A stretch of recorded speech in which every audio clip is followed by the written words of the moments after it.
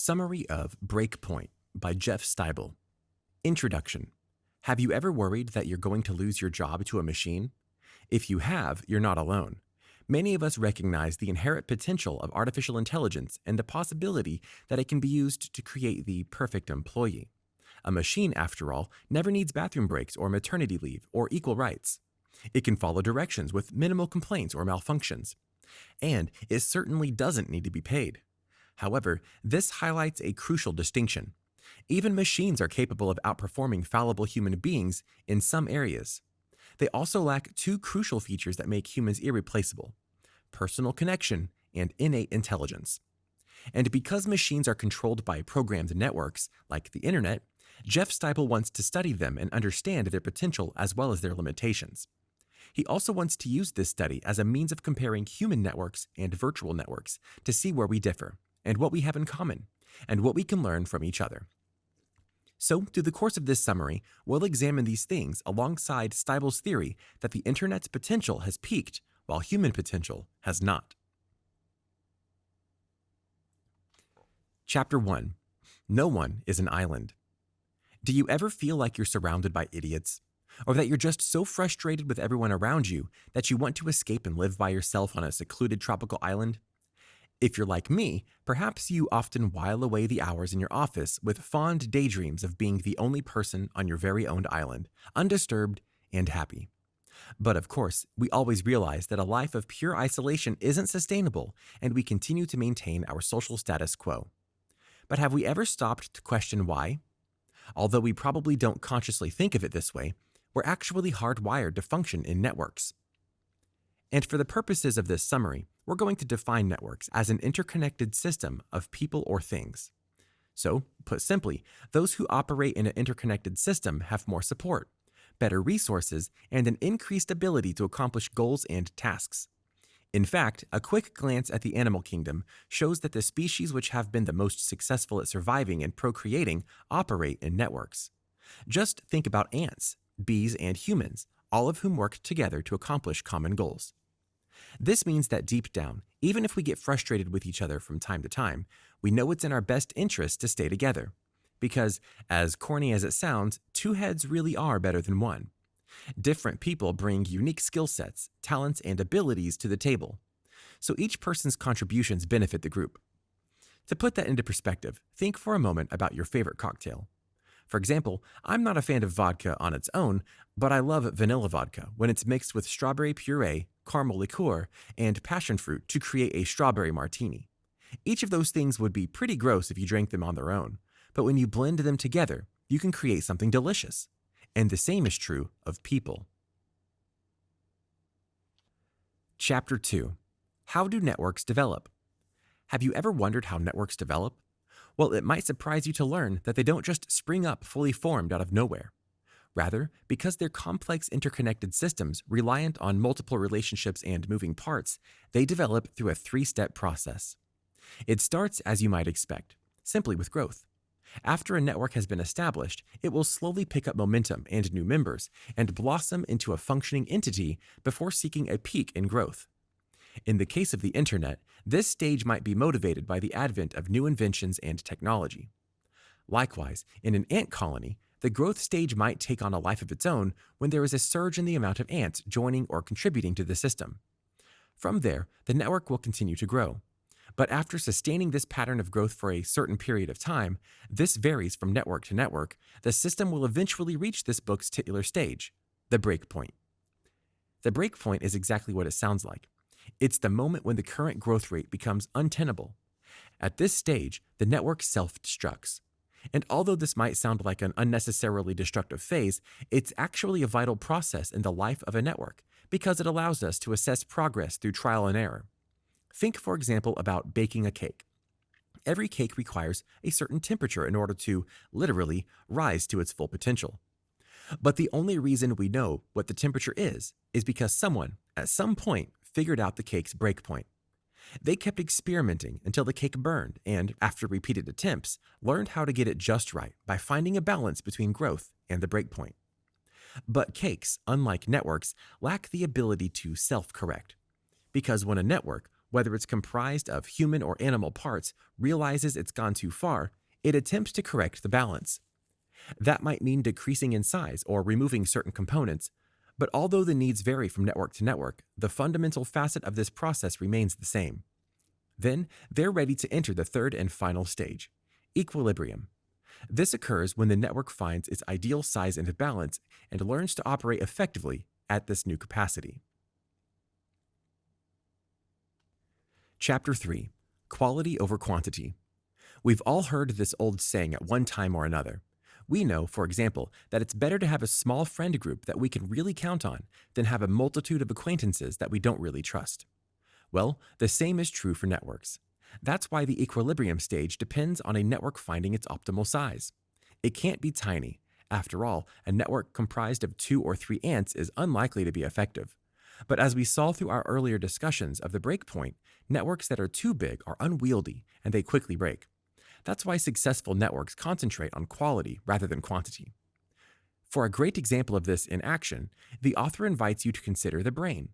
Do you know how many neural pathways we have in our brain when we're 5 years old? Do you know how many connections we need to make with those pathways in order to adequately learn, grow, and process information? I don't know that information off the top of my head either, but according to Stibel's research, a 5-year-old child's brain has 1,000 trillion neural connections. And if that sounds like a lot, it is. It's so many, in fact, that our brains wouldn't be able to accommodate them all and function properly as we grow. So our brains delete inessential connections over time. By the time we reach adulthood, we're down to a mere 100 trillion, which still sounds like a lot, but helps our brains function more efficiently. So, as you can see from this analogy, the key takeaway for this chapter is that the same is true of networks. The ability to recognize when growth is detrimental and when we need to evolve in more efficient ways is what makes a network unique. Likewise, the ability to prioritize quality over quantity is what helps a network develop and sustain success. Chapter 4. What makes a successful network? If prioritizing quality over quantity once you reach the breakpoint is the secret to creating a successful network, then is it the only ingredient you need?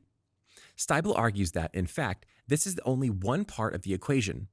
In order to maintain a solid and successful network, you actually need 2 more elements: communication and organization. But that organization can't stem from micromanaging. In networks, just like in most areas of life, micromanaging is counterproductive. Instead, the author argues that networks need self-organization in order to thrive. Put simply, a successful network doesn't have one leader who attempts to control what everybody does. Rather, in a well-run network, every member has a job and they do it effectively, self-policing, self-motivating, and self-organizing on their own. Communication is also vital because without a clear and effective system of communication, members of the network are unable to pass information to each other. Where ants, bees, and other animals that thrive in networks might communicate through pheromones, noises, or scents, as people, we use language to connect with each other and spread ideas. In fact, our ability to communicate with other humans is wondrous in its diversity. Not only do we have a variety of different languages, many of which depend on certain phonetic quirks or intonation, we've also evolved to create meaning from things like memes, emojis, and GIFs. Although these might seem like a superficial method of communication, it's actually quite remarkable that we can communicate a pop culture reference, a common emotion, and so much more through witty one-liners and moving pictures. So, no matter how you choose to communicate, one thing is for certain: the differences in the methods we use don't define us. Our ability to share information and work together does. Chapter 5. The Internet as a Network. Now that we've taken a look at some examples of biological networks, like our brains, and social networks, like those comprised of humans or insects, it's time to take a look at a very different type of network: the Internet. We frequently refer to the World Wide Web as a virtual network, but what makes it one? To answer that question, let's examine the 3 stages of network development we discussed in the previous chapters. For starters, in keeping with the common standards of networks, the Internet experienced a phase of rapid growth. In 1993, websites didn't exist. Neither did Google. But today, in 2020, there are more than 1.5 billion websites, and we can use Google to find them all. I'd say that counts as a pretty amazing growth spurt, wouldn't you? But in addition to its preliminary surge in growth, Stibel observes that the internet has also reached the second phase of every network, the breakpoint. And as it is the case with most networks, that growth spurt also contributes to its destruction. In the case of the internet, that's because those 1.5 billion websites far exceed the demands of internet users. We have more content than we could possibly want or need to consume, and the amount of clutter on the web means that it's also becoming hard to access the content we do want in a user-friendly way. But the way people access the internet is also changing. In fact, the author notes that as of 2012, the advent of mobile devices has depleted our need to access the internet through our PCs. Where laptops used to be our primary source of internet access, today we've migrated to mobile phones, iPads, or even smart TVs. And we're not getting lost in the clutter on the web either. Instead, we're streaming our favorite content on demand through quick and easy-to-use apps that have capitalized on our need for user-friendly access. Want to chat to your friends? There's an app for that. Want to see what your friends are up to? There's an app for that. And the same is true of everything from ordering your groceries to watching your favorite shows to checking your email. But that's not the only new strain on the internet. In fact, a 2012 study cited by the author reflects that the internet consumes an obscene amount of the world's energy. So much so, in fact, that it might one day collapse our power grids. This can only indicate one thing. The internet is heading towards a catastrophic breakpoint, one that may have far-reaching consequences. And according to the author, its only hope for reaching equilibrium is to start slowing down now. Stibel argues that, at this point in its life as a network, the internet needs to recognize that its growth has become a hindrance. In order to become effective, efficient, and meaningful, it needs to purge some of its needless fluff and concentrate on improving in quality. Chapter 6. The internet is similar to our brains. At first glance, that might sound like a scary statement, but if we delve in and explore, it's actually pretty neat. You see, the author posits that our brains operate similarly to search engines like Google. For example, when we search for a website, Google chooses our search result based on their relevance to the term we searched for and the importance of the websites available. Similarly, the most important neurons in our brain fire first because they're connected to a host of other relevant neurons. By filtering through the results we need most, our brain uses these neural connections to help us process information faster. The author suggests that, one day, technological advances will enable us to develop an almost symbiotic relationship with the internet, one which reverses the current power balance. Today, we are in control because we use the internet as a tool to help us find answers. We think of a question to ask, and then use the internet to search for results. But what if the internet could identify and search for our questions before we even think of them? The author posits that this might become possible if we learned about linking biological networks with their virtual counterparts. However, that's only possible if we learn to develop a connection between the internet and the human brain, imparting a new form of real, human intelligence to computers. That's why virtual networks can only achieve genuine sentience if we give them a neural network that functions like the human brain. But even if, or when, we do so, the author posits that electronic devices will still be unable to replace humans. Rather, we would work together to form a uniquely intelligent and functioning network. Final summary. We use the term networking a lot, generally to refer to meetups where we make connections with other people in a professional context. But have we ever thought about the differences between virtual, social, and biological networks? How much do we really know about the way networks operate? Jeff Stibel's research examines these questions, and he has concluded that all networks experience 3 stages: growth, breakpoint, and equilibrium. Although the human brain automatically self-corrects when it reaches the breakpoint, deleting neural connections we no longer need, the same cannot be said for the internet. And after seeing a massive surge in growth, Stibel posits that the internet has reached its breakpoint and is in danger of collapse unless it can find a way to purge its unnecessary components and reach a state of equilibrium. The author also argues that technological advances might one day make it possible for human and virtual networks to merge, creating new possibilities for the networks of the future. Did you like this audiobook summary? Click the like button now to support our channel and click subscribe if you want to get notified each time we post a new free audiobook summary on YouTube.